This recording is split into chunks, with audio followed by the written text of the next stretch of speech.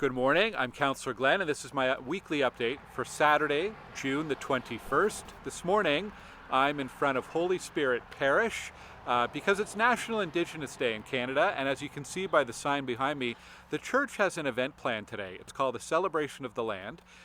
They have an Indigenous elder from the church who's going to be participating. And a number of years ago when the church was built, 20 or 25 years ago, they did an archaeological assessment and they uncovered all sorts of artifacts, Indigenous artifacts, dating back hundreds, if not thousands of years. So some of those artifacts are going to be on display. And there's also going to be some activities, a drum circle and so on, to celebrate and recognize National Indigenous Day. So I hope that people from the community will come out. Holy Spirit is on Shea Road near Abbott Street. You can get there on Route 61, 62, and 163 OC Transpo. So I hope to see you there this afternoon at Holy Spirit Parish. There's lots of events happening in the community today. There's the annual Foley-Peeters Party in the park at Yakabuski Park. Over in Bryanston Gate, they're doing their annual community picnic at the park over there. The Stittsville Lions are holding a bottle drive this morning at the Lions Hall on Stittsville Main Street. And this weekend they're also launching their Lion on the Beach lottery, which is a chance to win a trip, airfare and accommodations to one of several locations around the world, which is pretty cool. So please support that. And there'll be volunteers also tomorrow afternoon at the Lions Hall selling tickets. And you can buy tickets online as well, stittsvillelions.com. And the money will support all of the Lions community activities and fundraising, and they do a lot of great stuff for our community, so please support them. Tomorrow morning we have our Stittsville Family Bike Ride. It leaves from Cardell Rec and a short ride up to Village Square Park and the market at the barn tomorrow morning. We have about 40 people signed up already, which is amazing, and we still have some room if you want to register. To go to my website, glengower.ca, and you'll see the Family Bike Ride information there, and part of the month-long Let's Bike Ottawa celebration. Congrats to the organizers of the Stittsville Porch Music Festival. A great event on Thursday night with almost 50 concerts around the community. Some of them, though, couldn't happen because of the weather. The weather was kind of iffy on Thursday, so they're going to do a second night of porch concerts this Thursday, so check that out. And of course, we're looking ahead to Canada Day, July 1st. There's a lot happening in the community. Starting first thing in the morning, my team is hosting a flag-raising ceremony over at the Stittsville sign at Hazeldean and Stittsville, Maine. There's events at the Legion, at the Lions Hall. There's a car show all on Stittsville Main Street. And in the evening, the annual Stittsville Village Association fireworks in the evening behind behind Sacred Heart and Cardell Rec. So lots of events coming up. We've got information at glengower.ca/events about all the upcoming events in the community.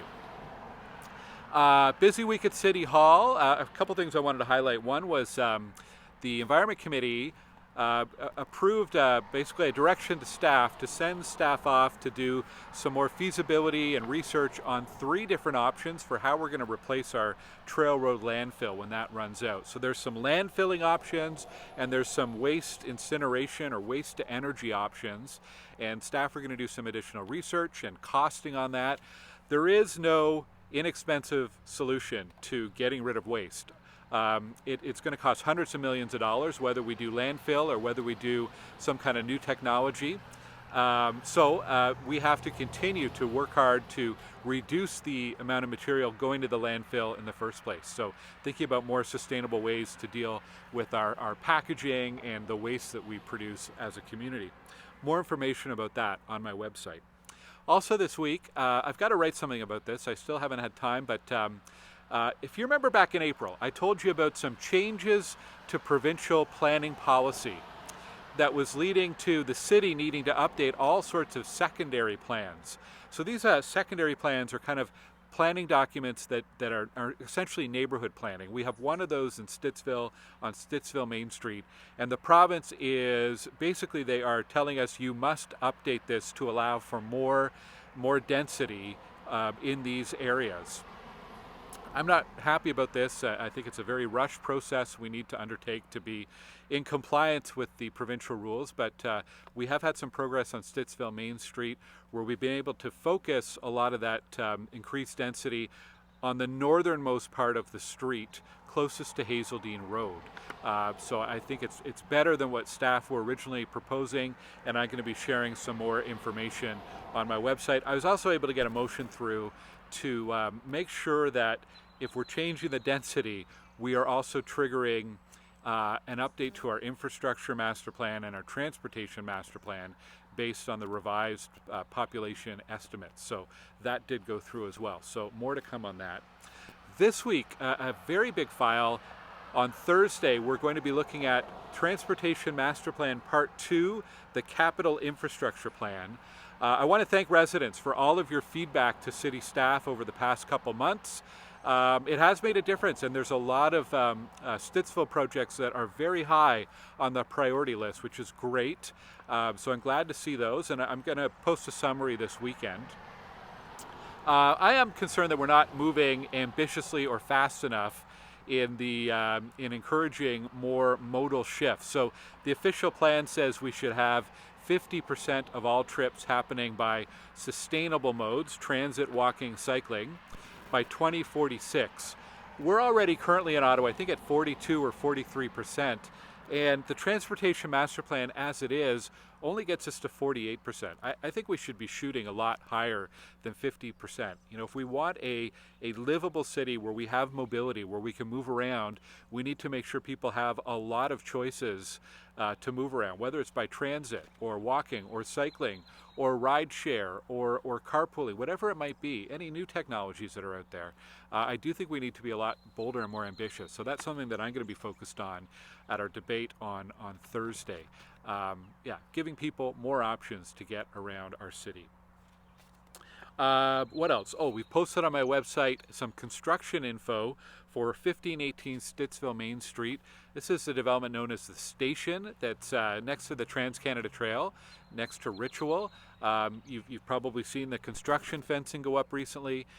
They're very close to having a building permit and officially launching their construction. So we have some information about the potential impacts that people might experience and contact information if you are having an issue there. We've had a few calls this week about foxes and other animals in the community. I want to ask residents if you have a concern about an animal, a wild animal, call 311. But keep in mind, we share our space here with animals, foxes, raccoons, coyotes, beavers, and other animals. There really is not any practical way or any need to remove animals or eradicate wild animals from our community. We do need to learn to coexist. You want to call 311 if there's a danger posed by the animal.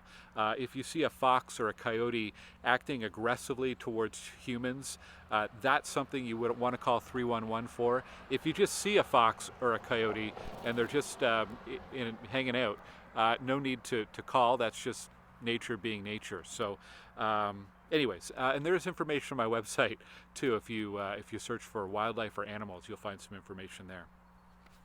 OC Transpo, I wanted to mention, we've been having some issues, or I've been hearing from residents about issues on Route 262 in particular. There's one run of the 262 that gets significantly delayed, and it's been canceled a few times, and also there's incorrect information showing on the apps.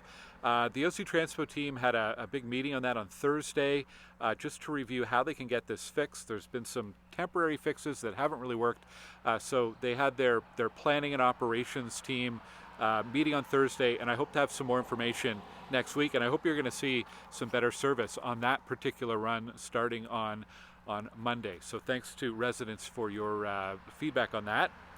I made a small error last week, and I said the Tony Graham Youth Workout Pass was eligible for young people at the Tony Graham Center over in Canada. It turns out I was wrong, and it's good news because the Tony Graham Youth Pass for recreation is actually good at a lot of locations across the city, including Cardell Rec just across the street. So if you're between, I think it's 13 and 17 or 13 and 18, you can get a free workout pass this summer. So check out more information on my website or ottawa.ca.